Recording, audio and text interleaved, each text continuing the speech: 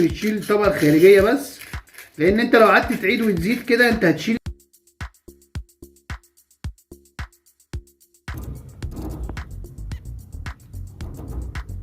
لما باجي اشتري ديت من محل مستلزمات طيور الزينه او المحل اللي بيبيع طيور الزينه، اقول له انا عايز سيبيا طبيعيه مش سيبيا صناعيه، لان في سيبيا صناعي بتبقى معموله قوالب سواء شكل مدور كده او على شكل قلب او مربعه. القوالب ديت بتكون صناعي مش طبيعي. فانا كلامي في الفيديو دوت عن السيبيا الطبيعيه. اهلا بيكم في فيديو جديد، اتمنى تكونوا بخير.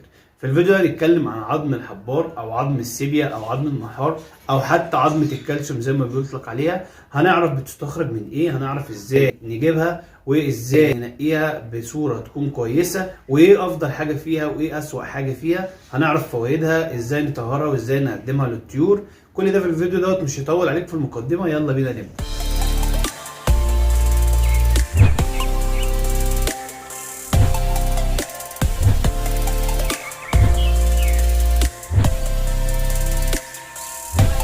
زي ما عرفنا في المقدمة ان احنا هنتكلم عن عظم السيبيا، وقلنا هنعرف بيستخرج من ايه، وقلنا هنعرف فوائده وازاي نقدمه للطيور بصورة صحيحة عشان اقدر استفيد بعظم السيبيا بصورة صحيحة وبصورة كاملة، وعشان التجربة تكون اكتر واقعية وتكون اقرب للتجربة اللي انت هتعدي بيها وانت بتشتري السيبيا. انا عملت نفس اللي انت هتعمله بالظبط. طبعا انا السيبيا بجيب بكميات وبجيبها بالكيلو مش بالقطعة، وبيكون ليها حجم معين ومواصفات معينه، ولكن عشان اقرب لك تبقى نفس التجربه اللي انت هتاخدها عملت لك نفس اللي انت هتعمله. نزلت المحل بيبيع مستلزمات لطيور الزينه وطلبت منه اللي انا عايز عظم السيبيا. قال لي السيبيا بتاعت الطيور، قلت له ايوه.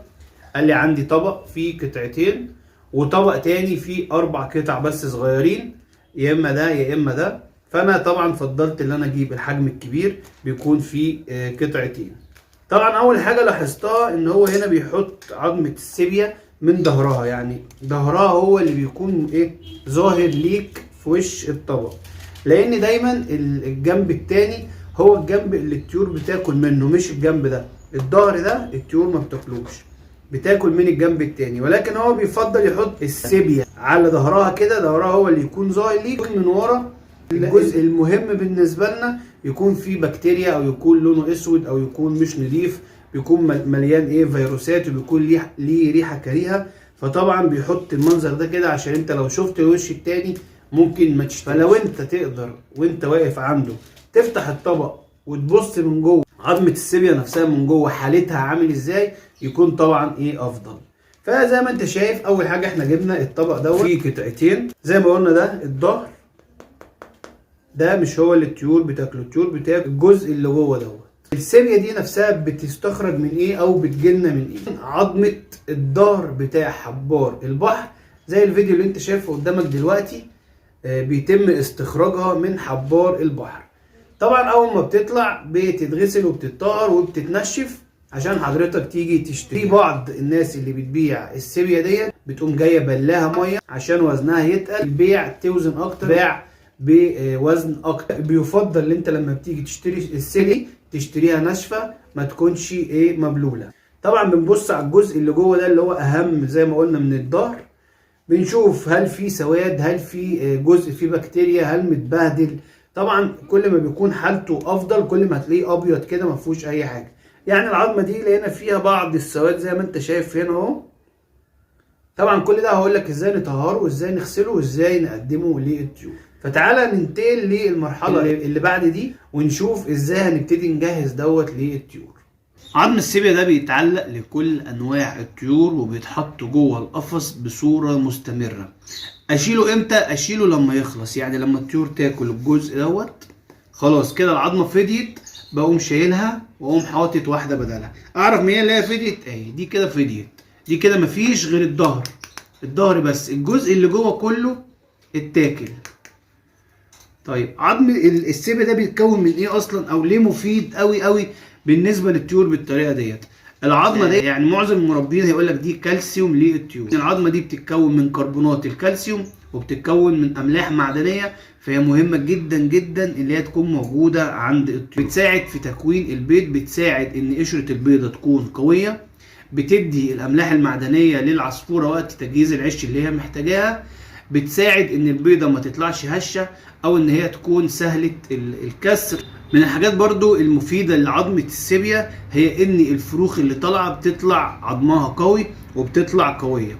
فزي ما قلنا دي لا غنى عنها ولا استغناء عنها، سواء فيها كالسيوم او املاح معدنية او كربونات كالسيوم، ما ينفعش نستغنى عنها ايا كان نوع الطيور اللي عندك. طيب بتتحط جوه القفص ازاي؟ في مشبك بيتباع، المشبك ده اسمه مشبك سيبيا او مشبك تعليق سيبيا. في منه بلاستيك وفي منه المعدن اللي انت شايفه دوت، بيكون ليه جزء كده هنا عشان اعلق فيه العظمه، بيتحط جوه القفص وبيبقى ليه مكسم صغير كده الطير بيقف عليه عشان ياكل من عظمه السيبيا. سواء انت جبت ده او جبت البلاستيك مفيش اي مشكله، في ناس بتعلقه بمشبك، كل دوت مفيش اي مشكله منه. المشكله في ايه؟ المشكله انك تجيب عظمه السيبيا ديت وتحطها في ارضيه القفص علشان الطيور تاكل منها. ده بيكون خطأ شائع جدا وبيقع فيه المبتدئ في تربيه طيور الزينه. طيب ايه اللي بيحصل لما احطها في ارضيه القفص؟ العصفور بيعمل فضلات عليه وعظمه السيبيا بتمتص الفضلات دي، وبالتالي بتكون ضاره للطير مش مفيده للطير. المرحله الثانيه اللي هنتنقل بيها دلوقتي للفيديو هي ازاي نطهر عظمه السيبيا عشان نقدمها للطيور وتكون بصوره صحيحه بدون اي ضرر باذن الله. اول حاجه زي ما قلنا هناخد بالنا ان العظمه بتاعتنا نظيفه وتكون العظمه ناشفه مش مبلوله، ونبتدي نجيب سكينه او قطر وهتبتدي تاخد كده تمشيه بسيطه.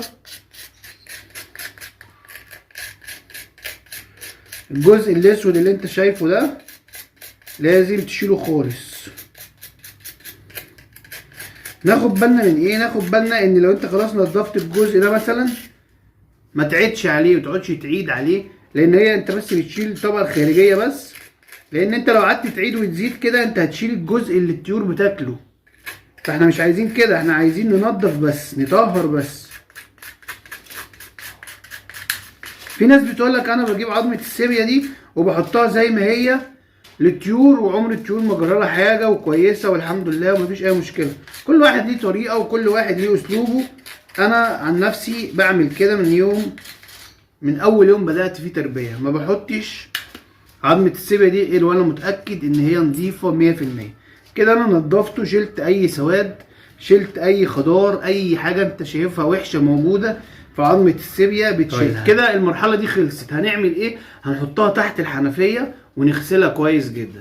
في ناس بتنقعها في ميه وخل، في ناس بتعملها بفرشه، انا بعملها تحت الميه بايدي كده. طبعا اخد بالي ان الحواف دي ممكن تعورني لان بتبقى حاميه. بعملها بايدي تحت الميه زي ما انت شايف في الفيديو كده، وبنضفها كويس.